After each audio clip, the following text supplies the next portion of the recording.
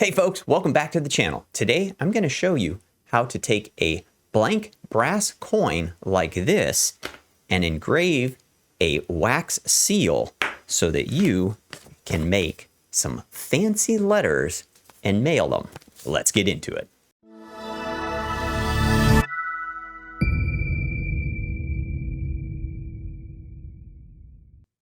All right, the first thing we're going to do is to create a model. An STL. If you already have one, then you can kind of skip ahead to the Blender section. This is going to be a pretty quick video. I will post one where I go through a lot more detail and spend time with all of the settings and tweaks and things that you might need to do. So definitely reference that video. Now, this right here is the design that I'm going to use for my stamp. This is an F and a P and an E. And you can see here I'm using Fusion. And the first thing that I did, and what you need to do is if there's any text on here, you need to flip it over. So I've flipped my design and then I went ahead and I extruded it by 2 millimeters because we don't need this to be terribly deep. So I created my design. I used the E extrude command. Then I made another sketch, and this is just a 30 millimeter circle. And I went ahead and then I've got a couple of elements here that I'm going to add to the design, and I extruded those. And then I went ahead and moved them into place.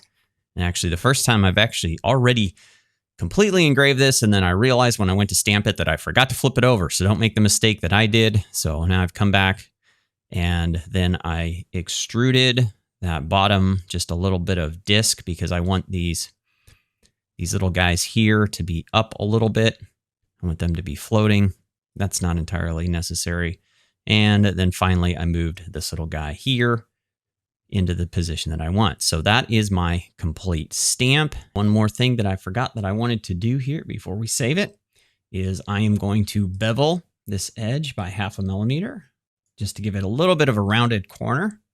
So we'll go ahead and do that. And now we have our finished design. So again, this is the whole thing is only 2 millimeters tall, and these guys are floating about 1 millimeter, or the total thickness is about 1 millimeter, and the height on the disc, let's see, that I did was just 0.6 millimeters. So these are only standing up about 0.5 millimeter proud, or 0.4 millimeters proud. So that's that. So now we can go ahead and we'll save our design. And then I'm going to save this as a mesh, and that will get us an STL file. So I've got STL selected over here. Everything looks good. We'll click OK. And I've got everything set where I want it to go. So we'll go ahead and save that. And now we can move on to Blender. Okay, here we are in Blender, and I've already got everything set up. You really can't do all of this without watching the other video, and I apologize for not making this a full complete video. That video is about an hour long because there is a lot of settings that you're going to need to do, but I don't want to re-record the same thing that I've done before because this portion is entirely the same. The only difference is the STL file that we're loading. So I'm going to come up here to File and Import, and I'm going to import an STL. And that is going to be our V4 stamp, and it's going to come in and it's going to be huge. So just trust me on these settings here. So I'm going to make this 0.067, and this is also going to be 0.067. And then my Z scale is going to be 0.05. And that puts us nicely there. And my dimensions, these are all good. Those are automatically changed. And the last change that I'm going to make is my location. And I'm going to just raise this up off of the floor ever so slightly. And we are going to make this 0.035.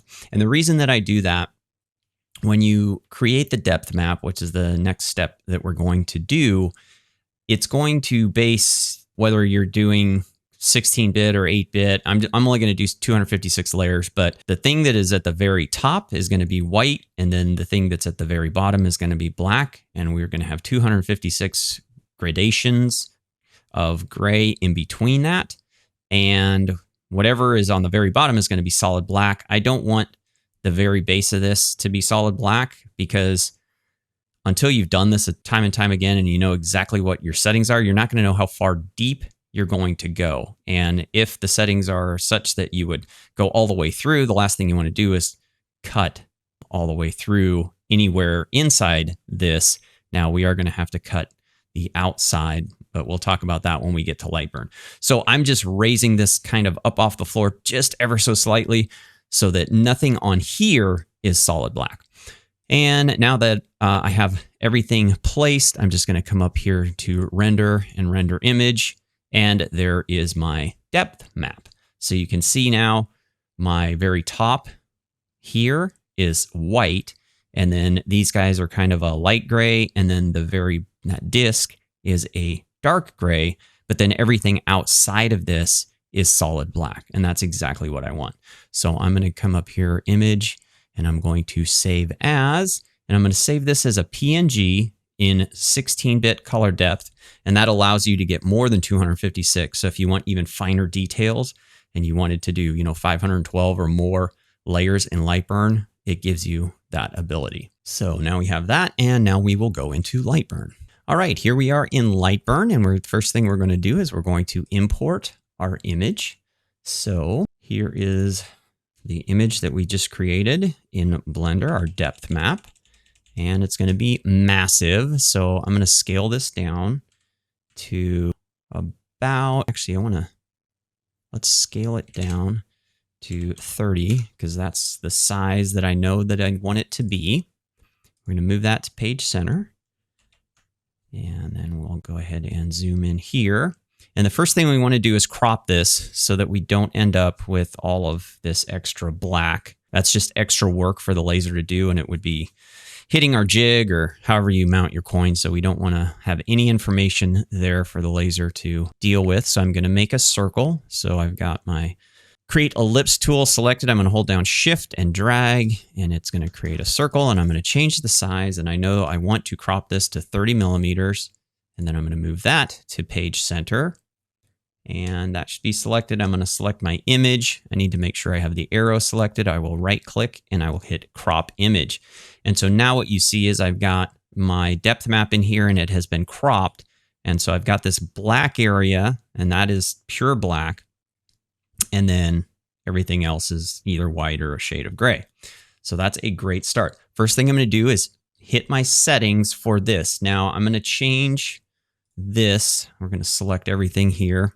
I'm going to change this to red just so I can keep track of everything. And I've already got my library set up for brass coins, my 3D slice, smooth with cleanup. Here are my settings. I'll leave these on the screen and talk about them really quick. So speed is 2000 millimeters per second. Max power is 80%. My frequency is 100 kilohertz. My Q pulse width is 200 nanoseconds. And my line interval is 0.282 or 900 DPI. I've got a scan angle of 45 degrees. Bidirectional scanning is enabled, and I do have a cleanup pass. And then I've also got an angle increment of 0.5. So my cleanup tab here is 3000 millimeters per second, 20% power, 100 kilohertz. Q pulse is 200 nanoseconds. And then I have the same line interval, and it will do that every 4 passes. And every time it does it, it's going to adjust the angle by 22 degrees. So those are the settings for creating the depth of our stamp. Now, 2 other things that we're going to add to this, and this is to actually cut this out of the coin blank. And the first one is another circle. This is going to be a fill. And so again, actually, let me change the color of this. Just use another layer. We are also going to make this one at 30 millimeters. We'll move that to page center. And then I'm going to offset this by 0.3 outward. And then we're going to change this to this setting here, which is just an outline. I call it outline for Final Cut. It's very similar, 2000 millimeters per second, 80% power. different frequency, 185. Q pulse is also different at 300 nanoseconds. And then it's got a small or kind of a larger line interval. It's bidirectional and crosshatch. So you can see all the settings there, no cleanup paths and anything like that. And then we're going to add one more circle, and we are going to make this one black. Colors don't matter really, but we're going to make this one 30.1. We're going to move that to page center. And then it is this setting for here. And this is just my slow line cut. We're going to assign that. And settings here are 55 millimeters per second, 80% power, 47 kilohertz. Q pulse is 200, and it's going to do 15 passes. So what we're going to do when we send this to the laser is the first thing we're going to disable our cut passes, because we just want to make sure that everything happens. We get a good, nice engraving, and we don't automatically go into that in case things shift. Once we are done with the full engraving, then I'll go ahead and turn these two off, and I'll just turn on these two, and then I can just kind of set the number of passes, because you're just gonna have to play with this. It may take you might have to run these two together 5, 10, 20 times before you cut through the entire coin. So it's just something that you're gonna have to play with. But now that we have everything set, we're gonna save this, and then we'll take it over to the laser. Now I'll tell you, like I said, I've already recorded all of this. So what you're gonna see now in the video, I forgot to flip the image. And so it engraved it just like I told it to, but when I went to stamp it, it was not, well, it was backward because I didn't make it backward myself. So now I've already cut everything out. I'm just going to engrave on the backside. All right, we got everything set up over here. Computer file, the Lightburn file is loaded. Coming over here, I've got my trusty Haoqian 80 watt JPT MOPA fiber laser. We got Pascal in the background there. He's going to be supervising. And I've got my coin in my little jig that I have created. I use this whenever I'm gonna cut through things. It just allows the laser to pass all the way through the coin as we get toward the bottom. So we're gonna go ahead and let this job run. Before we start the engraving, I'm gonna go ahead and turn on my air assist, and I will turn on my fume extraction here, because we don't want that brass dust getting all over. So my air is gonna blow right there on the surface of the coin. And then I got a nice strong suction here with my AC Infinity fan. So we're gonna let that rip, and we'll come back when it's done. Keep a good eye on things there, Pascal.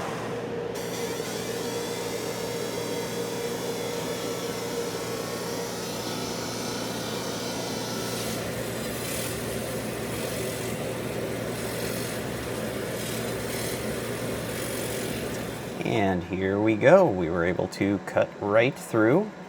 Just need to run a few extra passes. It's going to take some time to get all the way through there.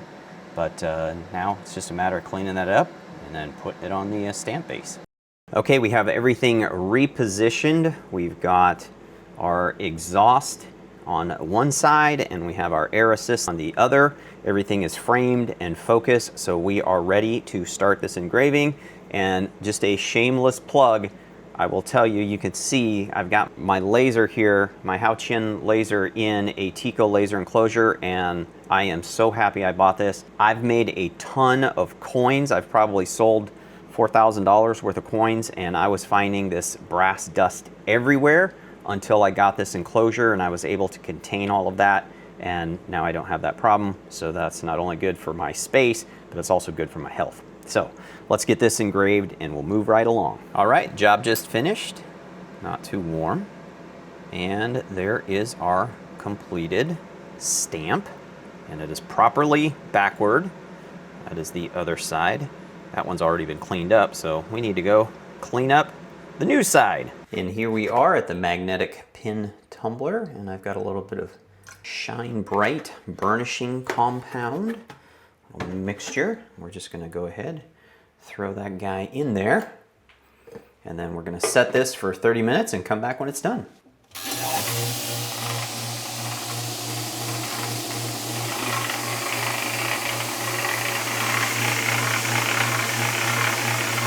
And we are finished. Ooh, this water gets hot. There it is. Just got to find this little guy. There is our polished stamp. Just a few more things to take care of before we mount this. So yours should not have engraving on the back. It should be nice and flat, but I would recommend just getting some pretty rough sandpaper, something, just scuff it up so you give the glue a little bit more to bite into and to hold really well. And so I've kind of scuffed that up a little bit there, as you can see. And then I just happen to have this wooden handle that I ordered with a stamp kit a long time ago. I think I'm going to actually I've designed a 3D printed version of this, and I will make this file available on MakerWorld so you can just download it and print that. And it's good for rubber stamps or these types of stamps, and it's about the same size. And then what you can see here is I've just put a little arrow here to mark the front, so that when you're pressing this down into the wax seal, you know what should be facing you. So we got that little mark there. So I'm just going to add some glue. This is some clear Gorilla Glue, and I'll tell you, when I incorrectly mounted this using this glue and then I let it set for 24 hours as recommended, and boy did this hold. I had a heck of a time getting this off. I'm going to use a lot more glue than you would need to, but as you can see, I've got a lot of holes in there. And then I'm just looking for the new mark that I put on there, and I'm going to line that up. And I didn't even have to clamp this or anything. I just went ahead and let the weight of this little wooden handle settle on there. And we'll wait the 24 hours that it states to cure, and then we will give it a test. We have everything we need to test out our new seal. It has dried overnight, and it is very solidly attached. I have this little wax melting stand kit that I got off of Amazon. I'll post a link below. There's all sorts of different styles. This one seems to work okay. Of course, all you need to do is heat up the material. I guess this is actually not a wax, it's more like hot glue. But it comes with a little set of tea light candles and the little stand and the little bottle, or this little, whatever you want to call it. And our stuff is pretty well melted, so I will just go ahead and put a dollop on there. And then it's a good idea to clean this thing off, because otherwise it's going to sit and start to burn when you put it back. So get ready for the next one. And you want to let that cool a bit. So probably give it, 30, 45 seconds before you try to do the next one, or before you try and press the seal. Otherwise it's not going to be hard enough and it's going to stick to the bottom of your seal. So hopefully this is long enough. It takes a little bit of practice. Now the nice thing is you can just let that sit there and it'll start to dry. And it really doesn't, this stuff doesn't really stick to the brass all that well. So once it's been on there for a little bit, we'll see if there we go. And it comes right off. So there you go. That is a fun little project that you can do to make your letters unique. And I have mailed one of these. Before I did a bunch of them, I took one and I took it to the post office and I said, hey, is this going to be okay? And they were like, yeah, sure, no problem, as long as the weight is okay for a single stamp. Isn't that fun? This really jazzes up a letter, and I've mailed a bunch of these without any problem. I can imagine there's plenty of creative people out there that would either like to make one of these for themselves or for a significant other that would really appreciate what you can do with your laser. Before you leave, I would appreciate it if you'd subscribe to the channel and hit that like button and the bell. You know the drill. We are almost at 10,000 subscribers. As always, I enjoyed the time that we get to spend together here on the channel, so let's keep on learning, burning, printing, and growing together. Take care, everyone.